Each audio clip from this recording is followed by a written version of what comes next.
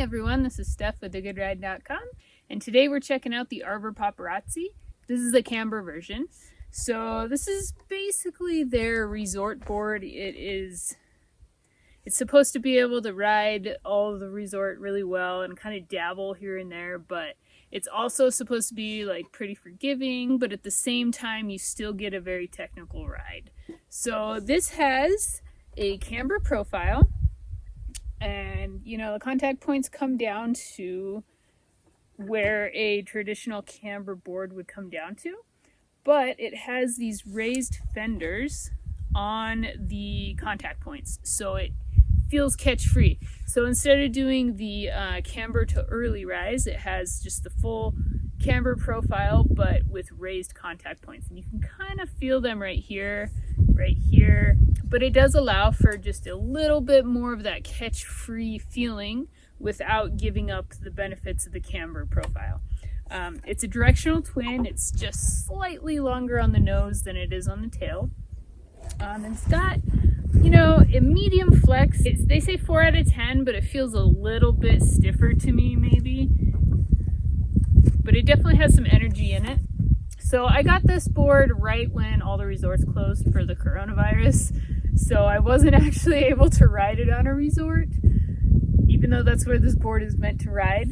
I kind of got it on like a spring day. The snow was like kind of fresh, but also kind of heavy. Oh, a little butterfly friend.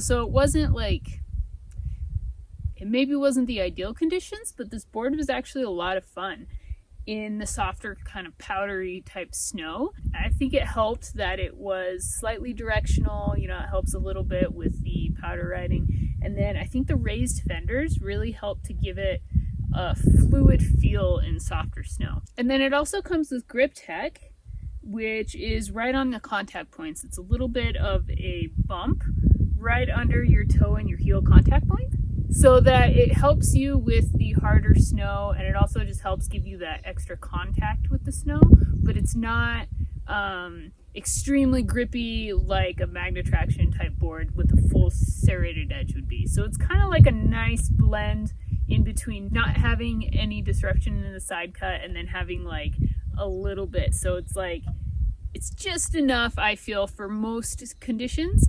If you're on the ice coast and you see like that crazy glacial ice, it might not be perfect, but it's going to be pretty good. So I think with the raised contact points here, the grip tech kind of makes up for a little bit of loss in edge contact. So that's nice. It kind of evens it out a little bit.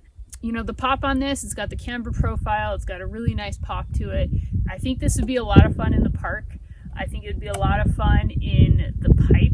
It was a pretty stable ride in the conditions that I rode it in. Again, we weren't able to give it the full good ride spectrum of tests, but from what I was able to get it in, it was a nice kind of solid, stable ride, but also slightly forgiving and playful feel. So it's kind of like a nice mix in between both worlds there.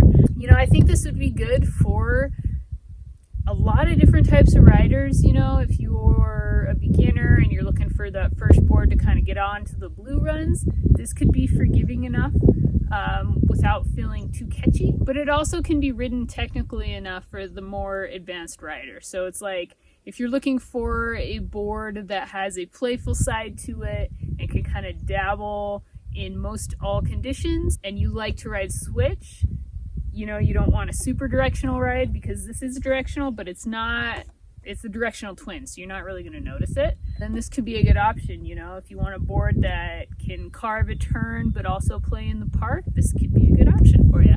And then a look at the base. It does have an extruded base, so low maintenance base. You don't have to worry about really waxing it all the time, and it's pretty easy to fix when you get if you get a nick or a core shot or whatever. So that's a look at the Arbor Poparazzi.